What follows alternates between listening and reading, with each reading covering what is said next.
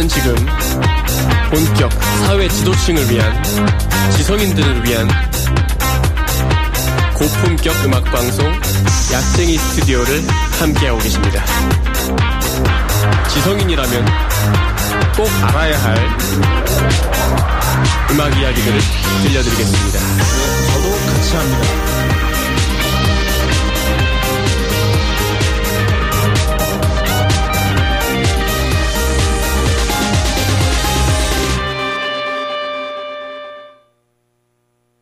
네, 사회지도층과 지성인들을 위한 고품격 문화평론 방송 약쟁이 스튜디오, 이번 주에도 무사히 살아 돌아왔습니다. 한 일주일 상당히 뭐 옛날에는 뉴스에서 불볕더위가 막 이런 얘기를 했는데, 불볕더위라는 표현도 지금 사라지고 있습니다. 그냥 약간 우리 모두 전 국민의 뱀파이어화가 되어버린 그런 날씨를 지금 겪고 있는데, 8월에는 지금은 아무것도 아닌 새로운 놈들이 온다, 새로운 폭염이 온다, 이러면서 또 겁을 주고 있어요. 뭐 우스갯소리로 여러분 영화 블레이드라는 영화를 보시면은 뭐 인간과 뱀파이어의 혼혈인 주인공이, 뱀파이어들은 원래 햇빛 아래에서 이제 보행을 못해요. 네. 이 주인공은 뱀파이어의 힘을 가졌음에도 햇빛 아래에서 보행할 수 있는, 그래서 뱀파이어를 사냥하는 뭐 이런 내용입니다. 그래서 그 주인공을 되게 뱀파이어들이 싫어합니다. 근데 이제 사람들이 그 뱀파이어들의 마음을 이해하기 시작했어요. 왜냐면 그 주인공이 햇빛 아래를 다닐 때 항상 시커먼 엄청 두꺼운 가죽옷을 입어요. 자, 이렇게 볕이 내리쬐는 때 햇빛 아래에서 가죽옷을 두껍게 입고 활보한다? 뭔가 문제가 있다고 느낄 수밖에 없습니다. 그래서 나는 혹시 아직까지 모르고 지냈지만 뱀파이어였지 않았을까, 이런 생각을 막 하게 되는데, 사실은 이렇게 농담으로 지나칠 일은 아닙니다. 지금 온열 질환으로 인해 사망한 분들도 뭐 발생을 하고 있고, 제가 거듭 말씀드렸던 것처럼 이런 폭염이 오면 항상 취약계층부터 그 피해를 보기 때문에 그리고 이제 어린이, 어르신들, 이런 경우, 그리고 밖에서 일을 해야 되는 분들 상당히 어려움을 많이 계실 거라고 생각이 들어요. 뭐 관측사상 이런 적이 없었다, 이런 얘기 막 기사로 나오고 있는데, 한편으로는 앞으로는 관측사상 계속 강한 더위가 오는 건가? 뭐 내년엔 올해보다 좀 더 이런 식으로 계속 더워지는 걸까 하는 좀 걱정과 두려움도 약간 있습니다. 우리 원래 여름, 겨울이 약간 해마다 조금 주기가 있었다고 얘기를 해요. 뭐 한 해가 더우면 한 해는 좀 덜 덥고, 겨울도 올해가 좀 너무 추웠으면 다음 해는 좀 덜 춥고, 이런 식으로 좀 왔다 갔다 하는 게 있었다라고 얘기를 하거든요. 네, 좀 지켜봐야겠습니다. 앞으로는 그런 거 없이 그냥 꾸준하게 우상향 곡선, 혹은 겨울에는 우하향 곡선을 그리면서 날씨가 이제 변해갈지, 아니면 우리가 알던 것처럼 약간의 주기를 가지면서 왔다 갔다 할지. 지금도 이제 약간 몸이 그래도 좀 적응을 해가지고, 막 더워가지고 막 도저히 뭘 못하겠다, 이런 느낌까지는 아니에요. 물론 제가 해가 좀 진 시간대에 지금 이동한 것도 있습니다. 근데 문제는 그 상황에서 오래 있으면 나도 모르게 몸이 되게 빠르게 지친단 말이죠. 뭐 해가 중천에 있을 때 일을 하시는 분들은 당연히 말도 안 되게 어려움을 겪고 계실 거고요. 요거 이제 8월, 아마 9월까지도 상당히 더울 것으로 예상이 돼요. 그래서 현장에서나 아니면 뭐 가정에서 이제 더위에 좀 취약한 분들이 계신 경우, 그리고 사실 이런 더위엔 취약하지 않은 인간이 없습니다. 이제 다들 좀 온열 질환을 방지하기 위해서 여러 가지 대책들을 뭐 사회에서도 개인으로도 좀 마련을 했으면 하면 어떨까 생각이 듭니다. 지금 뭐 온도가 체감 온도인가요? 체감 온도가 38.4도까지 올라가는 곳도 있고, 대부분은 30도 이상인데 심한 경우에는 거의 40도에 육박하는. 물론 실 온도가 좀 다르죠. 습도 때문에 체감 온도가 더 올라가는 거기 때문에. 네, 9월 되면은 체감 온도로는 40도를 이제 웃돌지 않을까라는 예상을 좀 하게 됩니다. 제가 뭐 기상청은 아니지만 지금도 이 정도인데 그 뭐 두 개의 기압권이 이렇게 겹쳐가지고 있는 상황이라 덥다고 하더라고요. 근데 그 상황이 어떻게 이제 완화가 되지 않는 이상 계속 그 쌓이는 열들은 빠져나가지 못하고 계속 달궈지고 있거든요. 8월에 정말 극도로 조심해야 되는 시간이 오지 않을까. 참 걱정스러운 부분은 8월이 저 같은 사람들은 상당히 바쁜 시기입니다.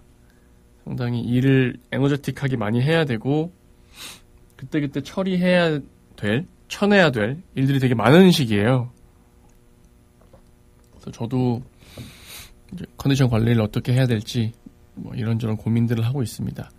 이건 뭐 딴 얘기긴 한데 제가 지난주 방송 이후에 이제 목요일에서 금요일 넘어가는 밤에 이제 발가락에 부상을 입어가지고 강제로 이제 밤샘 금지, 그리고 평소보다 조금 더 규칙적인 삶, 그리고 금주 이제 많은 사람들이 저에게 바라던 것들을 좀 하고 있습니다. 지금 이렇게까지 오래 금주해본 게 언제였는지 기억이 안 나는데요. 그래서 상당히 컨디션은 좋아지고 있고 몸도 좀 가볍고 이런 느낌인데 약간 삶이 좀 낙이 없다 이런 마음 동시에 조금 드네요. 뭐 씁쓸합니다. 일단 뭐 이 정도 얘기하고 부디 여러분들 오늘 밤도 내일도 계속 좀 원래 목요일 금요일에 비 예보가 좀 있었는데요. 그 비 예보도 지금 없어졌더라고요. 그냥 흐림 정도가 됐어요. 그리고 최고 기온은 막 33도 막 이렇고 난리 났습니다. 안전하고 쾌적한 시기 보내시길 바라고. 자, 뭐부터 얘기를 할까요? 요거 연달아 얘기하면 되겠네요. 자, 일단 집에 23개월 아이를 홀로 남겨놓고 30대 부모가 PC방에서 게임을 하다가 아이가 숨진 사건이 있었습니다. 이게 이제 검찰 송치된 게 오늘이고요. 아이 23개월이면 정말 뭐 자다가 잘못 몸을 뒤집어서 질식사하거나 이런 일도 가능한 정말 취약한 나이고 계속 누군가가 지켜봐야 할 나이거든요. 근데 이제 오후 10시, 밤이죠. 밤 10시에 애 재워놓고 나가서 게임을 하다가 또 홈캠은 또 있었네. 홈캠으로 아이 상태를 확인하고 이상하다 해서 와보니까 아이가 숨져 있었다. PC방 가서 게임하는 거 저는 사실 썩 좋아하진 않습니다만 많은 분들에게 정말 즐거움이고 사실은 뭐 이 부부가 원래 게임을 좋아하는 게이머 분들이었다면 그런 시간이 정말 뭐 육아와 일 이런 것들에 치여 살던 시간들을 좀 완화하는 정말 어떤 숨을 좀 쉴 수 있는 시간이었을 거예요. 그런 데까지는 이해합니다. 네, 글쎄요. 물론 이제 게임을 하게 되면 뭐 소리도 낼 거고 이래서 밖으로 나갔을 수 있지만 조금 참을 수 있지 않았을까. 이게 이런 사건이 터지면 이제 게임 자체를 욕하는 사람이 나오기 시작합니다. 이래서 게임 중독이 문제야. 이래서 게임 규제해야 돼. 뭐 이런 식으로 얘기들이 도는데 그건 좀 별개로 보고 싶어요. 게임 욕구를 참을 수 없었다. 중독이 심각했다라는 영역은 아니라고 저는 생각하거든요. 이 사건은. 하지만 상당히 무책임하고 안일하게 아이를 방치해놓고 나갔다는 점은 용서할 수 없는 부분이긴 합니다. 이런 것 때문에 이제 게임을 때리는데, 또 게임을 때리는 또 다른, 그러니까 게임사에서 우리가 맞고 있습니다 라고 주장하는 사건도 지금 동시에 벌어지고 있어요. 이게 제가 보기에는 다 말이 안 돼요. 그러니까 이렇게 아이를 방치해서 숨지게 했다. 게임은 뭐 유해하다. 이것도 말이 안 되고, 자, 다른 사건은 뭐냐면, 게임 뭐 요즘에 사실상 뭐 돈 쓰는 수단이 돼버린 경우도 많죠. 그러니까 뭐 게임에 뭐 뽑기 뭔지 여러분 아시나요? 게임의 뭐 아이템이나 뭐 스킬 이런 거를 돈을 주고 구매하는 게 아닙니다. 돈을 주고 일정 확률로 나오는 룰렛을 돌려야 돼요, 요즘에는. 안 나오면 돈 계속 내야 되는 거예요. 그거의 확률을 최근까지 제대로 공개하지 않았는데, 이제 공개를 해라라고 이제 떨어졌죠. 그리고 그거에 대해서 이런 문제가 이제 불거질 경우에 참 우리나라에 전혀 없는, 그렇게 얘기했지만 전혀 등장하지 않았던 징벌적 손해배상도 하게 하겠다. 그래서 이것을 게임계에서는 이제 지능 정책 없는 규제라고 반발을 하고 있습니다. 근데 이것도 좀 말이 안 된다고 생각하는 게, 확률을 공개하면 되잖아요.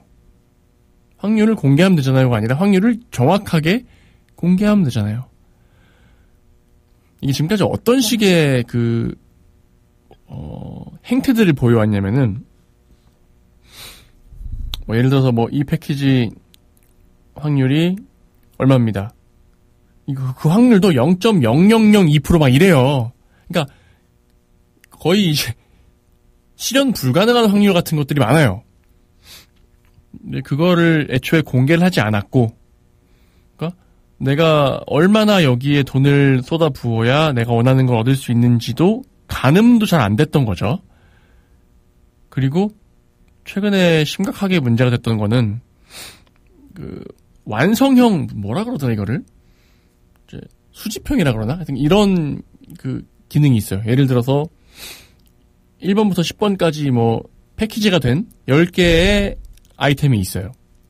그러면 그 10개를 전부 모아야만 어떤 효과가 발휘됩니다. 그러면 당연히 이제 뽑기를 시작하겠죠. 그러면 이제 뽑기에서 막 1번, 4번, 2번, 뭐 7번, 뭐 2번, 4번, 5번 이런 식으로 나와요. 근데 한 8개 뽑았는데 하나가 안 나와. 우리가 이제 직관적으로 보기에는 1번부터 10번이 같은 확률일 것으로 예상한단 말이죠. 근데 이상하게 나 9번까지도 모았는데 돈 많이 써가지고 1번부터 9번 모았는데 10번이 안 나오네? 확률이 어떻게 된 거야? 이게 정확히 공개가 안 돼 있었고, 심지어 이제 시스템상으로 이거는 이제 좀 약간 게임사가 정말 나쁘게 마음 먹는다면 어떤 게 가능하냐면은 이 사람한테 지금 안 나온 것만 확률이 떨어지게 하는 거. 어떤 사람은 뽑았는데 2번이 안 나왔어요. 그럼 2번만 확률이 현저하게 떨어지고, 어떤 사람은 10번이 안 나왔어. 그럼 10번만 안 나오고. 그렇게 돼버리면 이제 뭐 확률에 문제가 있다, 확률이 균등하지 않다라는 얘기도 무마할 수가 있잖아요. 어떤 사람이 나 1번부터 9번 모았는데 10번이 왜 이렇게 안 나오냐. 근데 다른 사람은 아니 나 10번은 바로 나왔는데? 난 근데 2번이 안 나와. 이런 식으로 이제 커뮤니티에서 돌다 보면 아 그냥 내가 운이 없구나 라고 생각을 하고 지나갈 수 있단 말이죠. 그러니까 이런 식으로 이제 일종의 기만 혹은 뭐 어떤 정보를 숨김으로써 부당한 이득을 취했을 때 징벌적 손해배상 하겠다.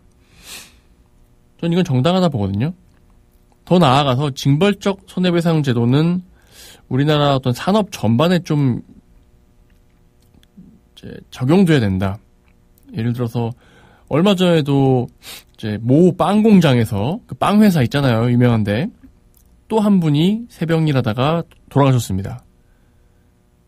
그런 경우에 회사에서 뭐 배상 책임을 진다고 해도 상당히 적은 금액이에요. 제가 보기에는. 사람 목숨값 이거밖에 안 돼? 싶은 정도의 금액만 주고 그냥 땡칩니다. 안 되죠. 그러니까 이 징벌적 손해배상의 그 취지는 뭐냐면 어떤 사건이 발생하지 않을 수는 없습니다. 사고라는 거는 어떤 식으로든 발생할 수밖에 없을 거예요. 대신에 사고가 발생했을 때 우리가 이 정도의 철저한 안전수칙을 마련했고 지켰다라는 그런 조치를 충분히 취해 둘 수 있게 하는 장치라고 보거든요. 그러니까 예를 들어서 새벽 근무 2교대 했어요. 상당히 피로가 누적되겠죠. 새벽 시간 되면 막 정신없을 겁니다. 게다가 뭐 2명 혹은 3명이 한 조로 근무해야 되는데 그것도 지켜지지 않았어. 뭐 예를 들어서 한 명이 기계에 끼어서 위험에 처했다고 한다면 누군가 한 명은 확인하고 있고 누군가 한 명은 빨리 가서 기계를 이제 다운시키고 그런 조치할 수 있는 조가 있어야 되는데 그러면 어쩌면 이제 인명사고, 사망사고로 번지지 않았을 수 있겠죠. 그것도 안 됐잖아요, 지금. 그냥 혼자 뭐 하다가 그냥 빨려 들어가서 돌아가신 거예요. 그리고 더 나아가서는 그거 충분히 가능하거든요. 어떤 문제가 있는 그 사람의 손이나 어떤 이런 게 혼입되었을 때 자동으로 셧다운되는 조치 같은 거 충분히 가능할 거거든요. 기술적으로. 이미 그런 것들이 적용된 공장이나 산업 현장이 많고요. 뭐 예를 들어서 그런 것도 가능하지만 나무 자르는 톱인데 나무 말고 부드러운 게 닿으면 멈춰버립니다. 부드러운 게 닿으면 그래서 실험을 손으로 할 수는 없으니 이제 뭐 소시지 같은 걸로 하는데 소시지가 닿으면 멈춰요. 그러면 아무래도 그 인지하기까지 지나간 그 날은 이제 영향 끼치겠죠. 근데 살짝 이게 베인 정도 상처만 입고 멈춰버려요. 그런 기술도 이미 있어요. 그게 사람 손이었는데 조금 베어가지고 하고 이제 지혈하고 데일밴드 붙이는 걸로 끝나는 거랑 손가락이 날아가는 거랑 다르잖아요. 그런 것들을 충분히 다 했다. 회사에서 휴식할 수 있을 만큼 근무 시간도 적게 조정했고 안전조치 근무할 때 일종의 전우조라 그러나요? 조편성, 안전교육, 그리고 안전을 확보할 수 있는 기계적인 어떤 시스템, 그리고 추가적인 모니터링 시스템 다 마련해 두었다. 그런데 작업자의 부주의로 사고가 났다. 혹은 작업자가 규정을 뭔가 지키지 않아 사고가 났다. 그러면 그거에 대해서는 징벌적 배상할 필요가 없는 거죠. 책임이 없으니까. 근데 징벌적 배상 제도가 있다면 지금 같은 사고는 회사가 휘청거릴 정도의 책임을 지게 하는. 그러면 사고가 우리 회사에서 조치를 안 해서 사고가 나면 회사가 위기가 오니까 좋아. 안전조치 타이트하게 해. 절대 정말 기업 입장에서 절대 꼬투리 하나 잡힐 일 없게 조치해. 라고 할 수 있거든요. 그러면 아마도 사고 나는 빈도나 비율은 현저하게 떨어질 겁니다. 그리고 사고가 난다면 그 원인에 대해서 분석해보고 그럼에도 미흡한 게 있었다. 책임져야죠. 근데 회사에서 정말 엄청나게 다양한 안전조치를 했는데 그 모든 것들을 뚫고 작업자가 사고를 냈다. 예를 들어서 음주 상태에서 아니면 술 덜 깬 상태에서 운행했다. 이런 거 있잖아요. 그러면 회사는 책임 전혀 없는 거. 그렇게 되는 게 저는 정의로운 방향이라고 생각해요. 그래서 다시 돌아오자면 게임업계에서 결국에는 어떤 정보를 제공하지 않음으로써 혹은 일부만 제공함으로써 이득을 취한 거잖아요. 그런 경우엔 징벌적을 때려 맞아야죠. 그러니까 제가 이제 그런 페이 투 윈 게임이라 보통 하거든요. 돈을 엄청나게 많이 때려 부어야 되고, 뭐 품위 유지비라고 해서 일주일에 40만 원인가 정도는 그냥 기본적으로 내야만 현상 유지 정도 되는, 그러니까 그 정도가 내야 내가 이 파워 인플레를 따라갈 수 있고 그 이상을 계속 지불해야 성장할 수 있는. 그러면 단순 계산해봐도 한 달에 최소 몇백을 써야 이 게임을 계속 재미있게 즐길 수 있는 그런 게임을 전 안 해봤기 때문에 이분들의 성향을 잘 모릅니다만, 적어도 확률이 다 정직하게 공개되어 있으면 우리가 딱 자판기 두드려 볼 수 있잖아요. 아, 내가 원하는 아이템 이거를 얻을 수 있는 기대 값은 얼마다. 내가 확률적으로 정확하진 않지만 이 정도 금액을 썼을 때 이게 나올 거다라는 그 기대값이 있잖아요. 뭐 내가 10분의 1 확률인 거를 100원에 돌린다. 그러면 10번 하면 한 번 나온다. 라는 정도의 계산하는 것처럼. 그러면 그걸 감안하고 이 아이템을 구매할 것인가 아닌가 하는 합리적인 판단을 할 수 있다라고 보거든요. 근데 그 판단의 여지를 약간 불투명하게 만들어버린 조치는 분명히 문제가 있다.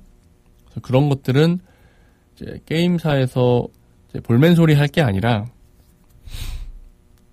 당당하게 합시다.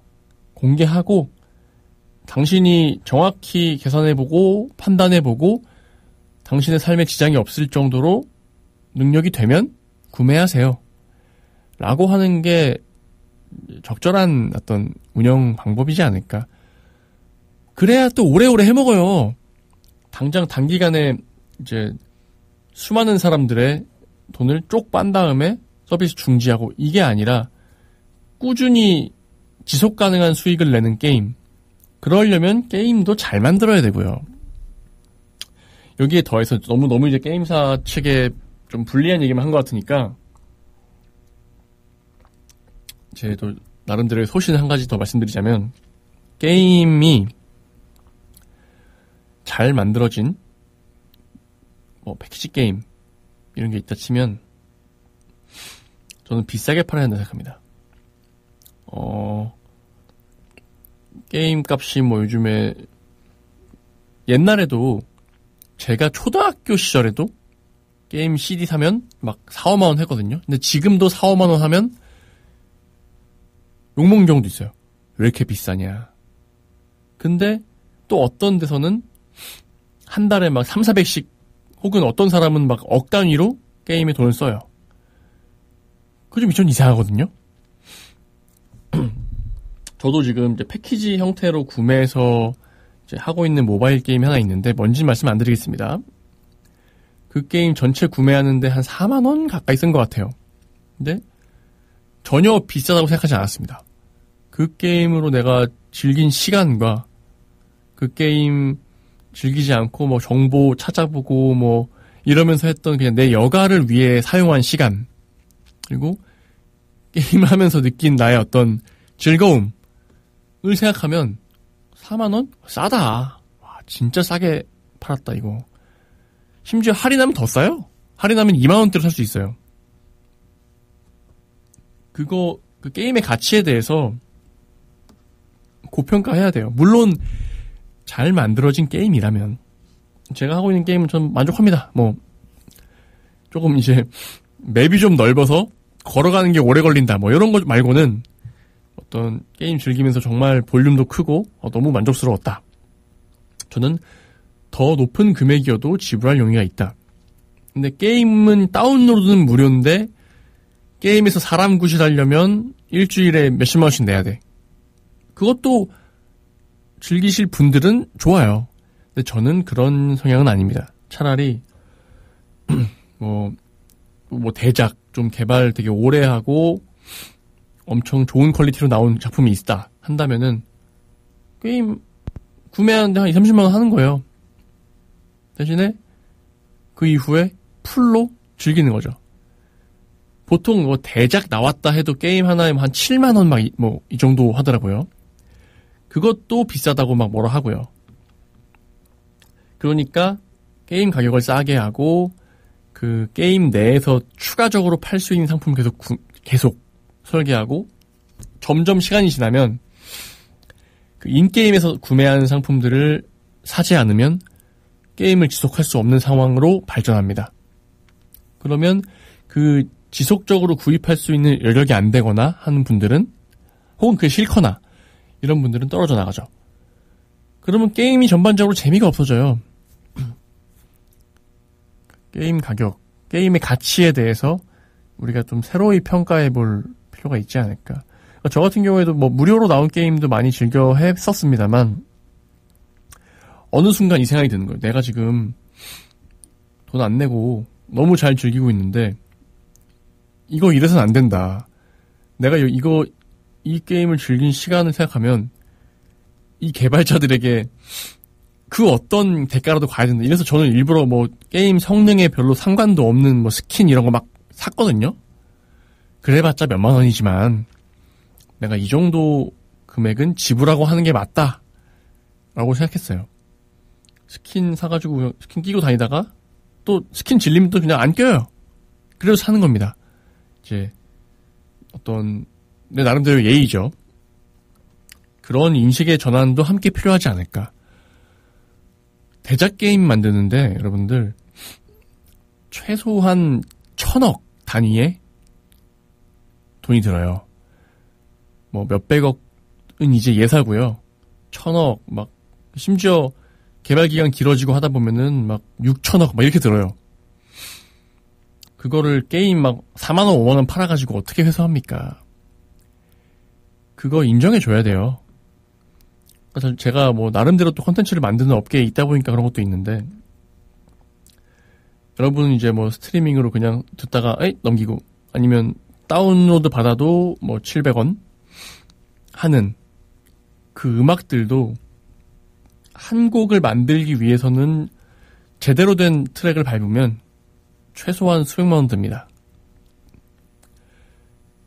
같은 맥락이에요. 음악 가격도 지금 거의 고정된 지 한참 됐죠. 엄청난 염가로 지금은 밖에 나가서 뭘 할 수도 없는 정도의 가격으로 음악이 지금도 팔리고 있어요. 게임도 솔직히 뭐 둘이 나가서 식사하고 오면 적어도 한 3, 4만 원 들잖아요, 요즘에. 점심을 둘이 먹어도 2만 원 넘게 들어요. 그 게임의 값어치가 그 정도도 안 될까? 그래서 이거는 뭐 반발하시는 분도 있겠지만 제 어떤 소신은 게임은 기본적으로 돈을 받고 팔아야 된다. 기본적으로 유료이고 거기서 인게임 재화의 범위를 그로 인해 줄어들 수 있게 해야 된다. 라고 생각합니다. 이거에 대한 그 게임 회사 측의 의견도 다를 수 있어요. 네. 그리고 이제 매출이 어느 쪽이 더 극대화되는지는 좀 모르겠습니다. 네. 저는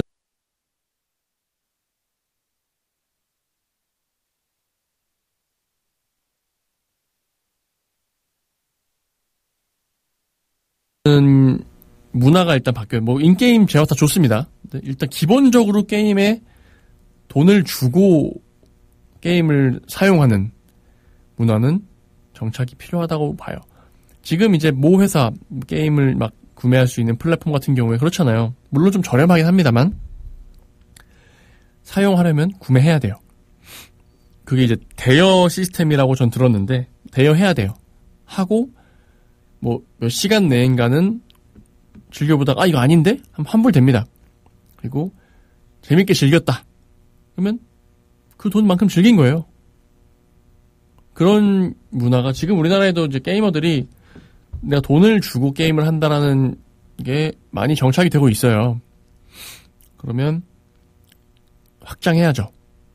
이제 게임을 모바일도 마찬가지고 돈을 주고 구매하는 게 당연하다라는 거. 그게 좀 전제가 되어야 우리 얘기하는 확률형 아이템이 문제고 뭐 과도한 지출을 유도하고 막 유저들이 호구가 되고 그런 문제들을 함께 각도를 여러 가지로 해서 다뤄나가야 되지 않을까 그런 생각이 듭니다. 뭐 게임 징벌적 손해배상 얘기하다가 좀 많이 왔는데 게임이 상당히 부가가치가 높은 컨텐츠 산업이고 이거를 그냥 게임 회사들 다 두들겨 패는 방향으로만 정책을 할 수는 없어요. 그런 방향으로만 뭔가 이제 잡아갈 수는 없죠. 게임 회사에서 그들이 만든 컨텐츠의 가치를 인정받으면서 정당한 확률을 공개하고 어떤 수익 모델도 정당하게 가져갈 수 있게 하는 그런 좀 많은 고민들을 해주시기를 바라겠습니다. 뭐 좀 말이 좀 길어졌는데 이 정도 하고 노래 하나 듣고 올게요. 로큰롤 라디오 형님들이 한 일주일 정도 후에 신곡이 나온다는 소식을 들어가지고 일단은 신곡이 아직 안 나왔으니까 저도 못 들어봤으니까 이제 이 노래를 한번 듣고 좀 기대해보는 마음으로 이제 플레이 해봅니다. 로큰롤 라디오의 Shut Up and Dance 듣고 돌아오실게요.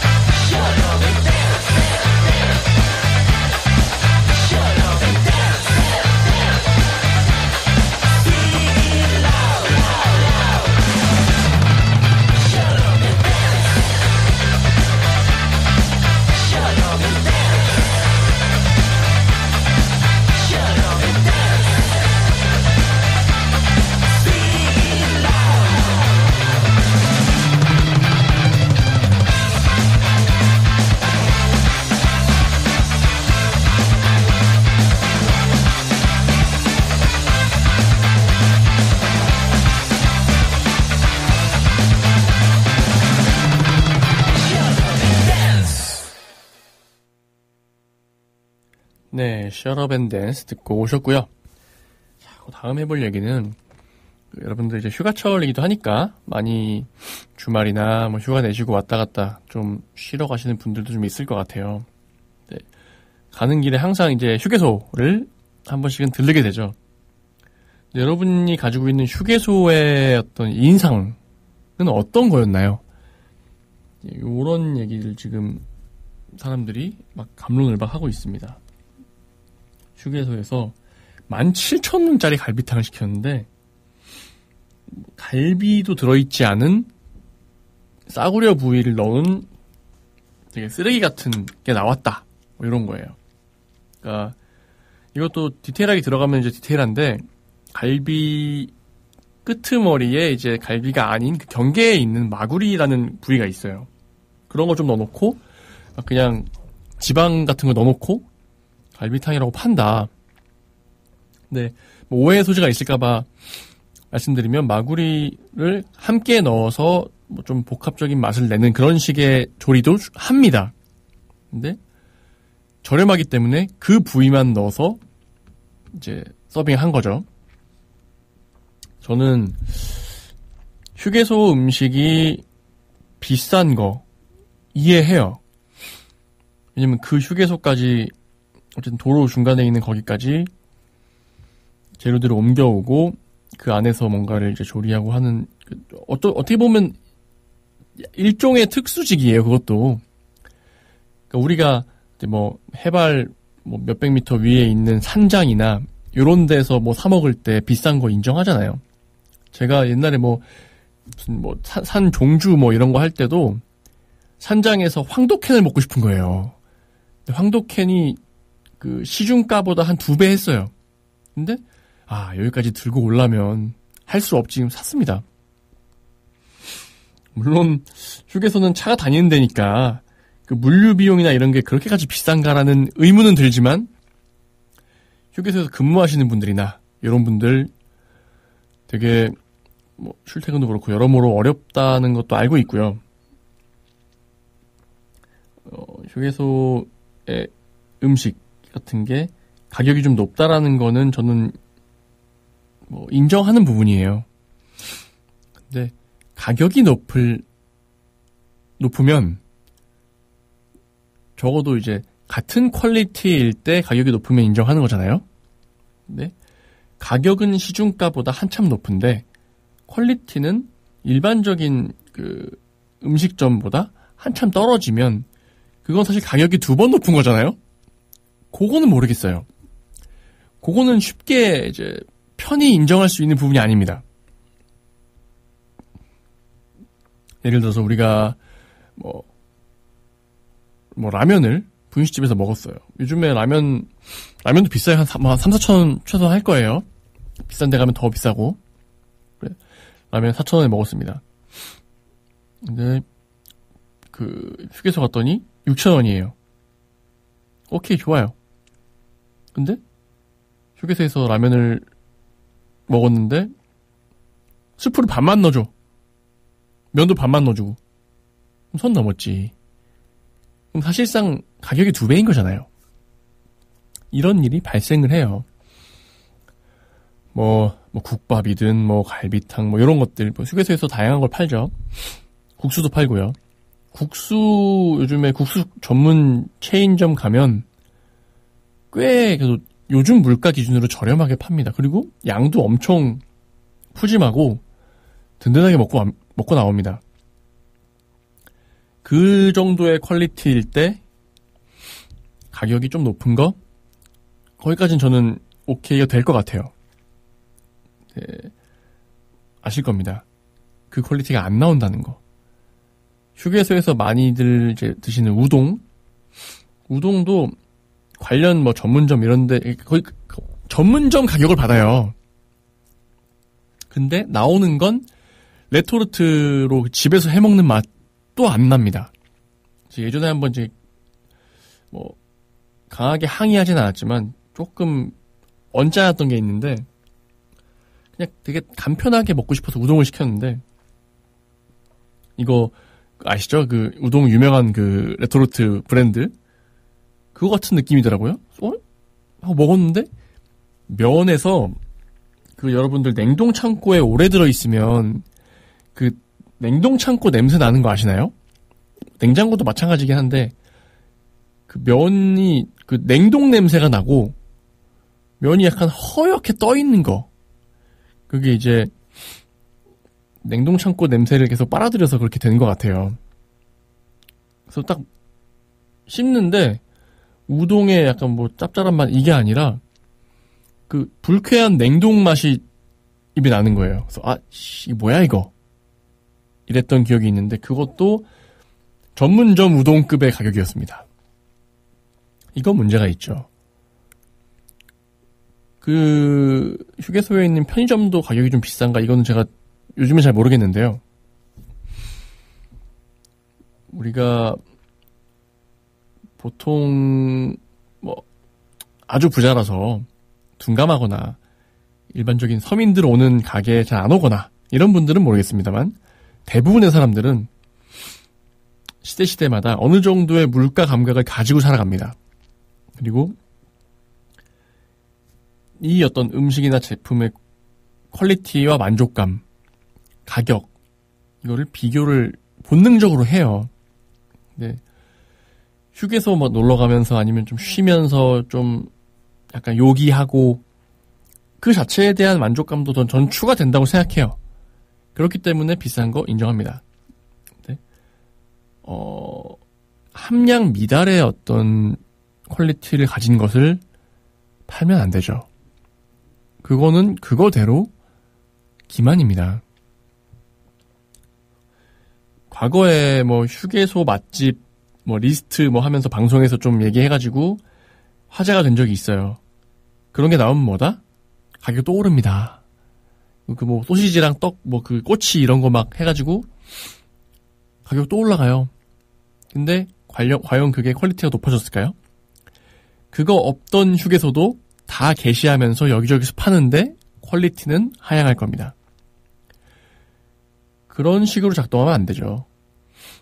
휴게소마다 그 지역이나 어떤 특산물 같은 걸 활용해서 되게 캐릭터가 있는 어떤 퀄리티가 괜찮은 음식을 개발을 하고 그걸 이제 홍보하고 사람들이 와가지고 조금 비싸더라도 그 맛에 그 지역 휴게소 들르고 막 여행 갔다 오고 이런 맛에 구매해서 이제 소비하고 그 시스템이 안 만들어지는 이유는 아마 다양할 거고 저도 일정 부분은 알고 있는데 이제 이게 임계점이 올 것 같거든요. 야, 휴게소에서 뭐 먹는 거 아니야. 그냥 뭐 편의점 가서 물이나 사와라. 라는 비율이 올라가기 시작하면 휴게소 경영이 자체가 어려워지고요. 그러면 휴게소가 뭐 문을 닫거나 경영 위기로 그러면 덩달아 우리 다 힘들어져요. 그러니까 우리나라 그 경제 규모가 물론 어려운 분들도 많고 하지만 휴게소에서 뭐 사 먹을 정도의 소비력은 있는 사람이 많습니다. 그게 내가 휴게소에서 정당한 어떤 서비스를 받았다라고 느끼는 소비를 한다면 꾸준히 그 소비는 이어집니다. 그렇게 만들어 갔으면 좋겠어요. 아까 게임도 그렇고 이것도 그렇고 좀 지속 가능하게 그 경제가 계속 순환될 수 있게 뭔가 이제 틀이 좀 짜여졌으면 좋겠는데 일단은 어떻게든 말도 안 되는 저질 가지고 단기간으로 해먹고 도망가려고 그런 마음으로만 살아가는 사람들이 너무 많아졌다 우리나라에. 그런 좀 생각 해봅니다. 거기 일하시는 분들이 막 그걸 원한 건 아닐 거예요. 그 레시피나 이런 게 다 정해져 있겠죠. 그걸 그 메뉴를 이렇게 팔아라 라고 상품을 결정하는 사람들이 문제인 겁니다. 그 분들의 입장에서도 수익성, 단기 수익성 말고 조금만 더 넓은 시야로 봐주십사. 이런 말씀 좀 드리고요. 노래 하나 듣고 올게요. 쿨의 오랜 친구에게 듣고 돌아오시겠습니다. 오빠, 주원이 오빠랑 성희 오빠 어디 갔어? 저 뒤에 오고 계십니다. 잠깐. 형 빨리 와. 추워. 오빠 빨리 와요. 성이 형 빨리 와. 아, 주원 오빠 일로 와야 돼. 옆에 앉아. 너 뭐 하고 왔어? 이제 누가 이겼어? 성우 형. 형. 누가 이겼어? 형 잘하더라. 형. 우리 저번에 캠프 갖고 놀던 거 그 노래나 부르자. 아 그래? 나 노래할 기분 안 자 빨리. 내가 준비를 다 해왔으니까. 성수 형 뭘 봐? 저 언니들 외로워 보이지 않냐? 아 좀 느낌 있다. 재밌게 놀자. 진짜 오빠. 성수 형. 알았어. 잘 모르는 그때는 혼자 있는 게 섭할 만큼 너와 나 불러다녔지. 공 하나만 있으면 온 동네 방네 녹장되고 나 이겨도 지도 상관없어. 세월이 갈수록 우리는 다른 길을 가고 가끔은 잊고 지내지만 세상을 배워가며 많은 걸 이뤄갈수록 그년도 네가 필요해 my friend.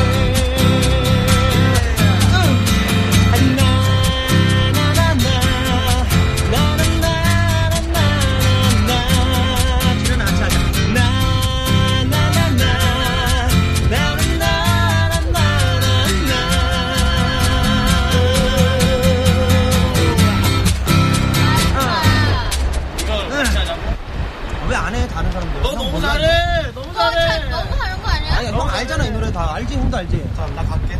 자, 다시 할게. 누면 말이 닿았던 작은 방에서 약속했지. 언제나 친구가 되자고. 정수. 네. 침묵을 배우며 한숨 동안 너만 가던 20살 시렸던 겨울날. 우주원이요.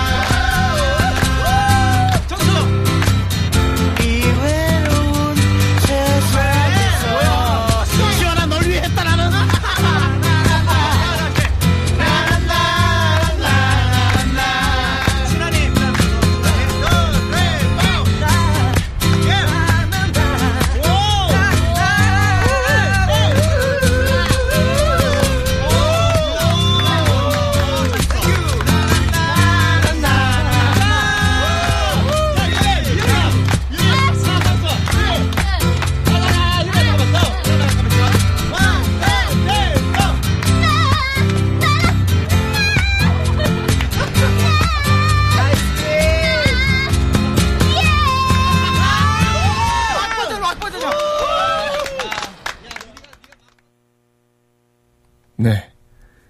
이런 노래인 줄 몰랐습니다. 이게 길길래 뭔가 했는데 약간, 예, 보너스 트랙 같은 느낌이었나 보네요. 이제, 멤버들 모여가지고 녹음실에서 좀 이제 즐기면서 하는 그런 노래였던 것 같아요. 한 가지만 더 얘기하고 이제 마무리를 해야 될 것 같은데, 캄보디아 출신의 귀화한 여성이 민생회복 소비 쿠폰 인증샷을 올렸다가 악플 테러를 당하는 일이 발생했다고 합니다. 자, 원칙적으로 이 소비 쿠폰은 외국인은 대상이 아닙니다. 귀화한 사람은 외국인이 아니에요. 그러니까 지금 뭐 어떤 사람들은 외국인도 차별 없이 지급해야 한다라고 주장을 하고 있는데 이걸 일단 논외로 하고요. 이 캄보디아 여성이라고 하는 것도 이상한 거예요. 이 사람은 한국인입니다. 한국으로 귀화를 했고 국적이 한국이고 우리나라 국민이고 투표권도 있고 한국인이에요. 그러니까 어떤 정말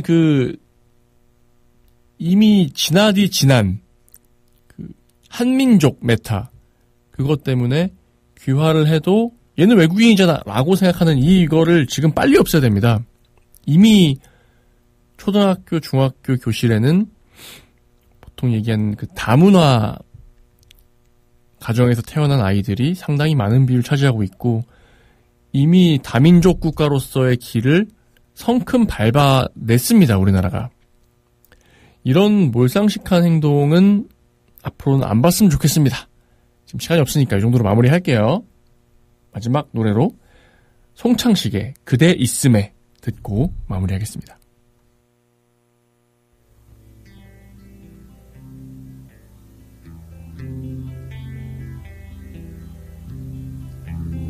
그대의 근심 있는 곳에 나를 불러 손잡게 하라. 큰 기쁨과 조용한 갈망이 그대 있음에 나의 마음에 자라고는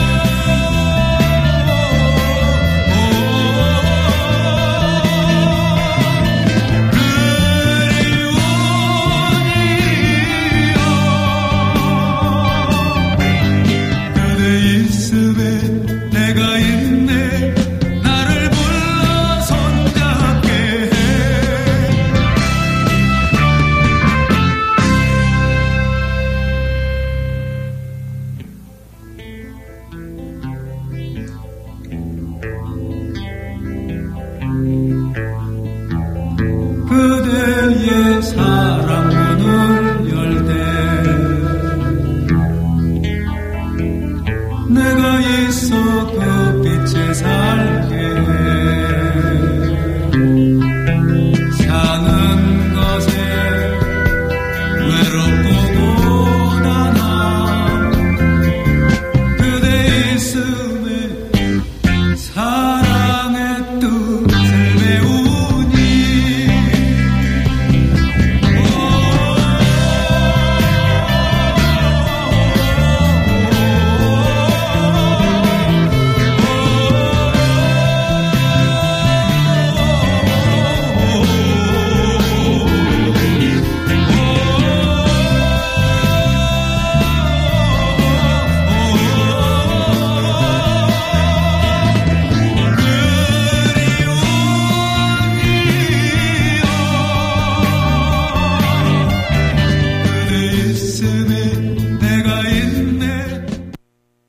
취업 준비 힘들다.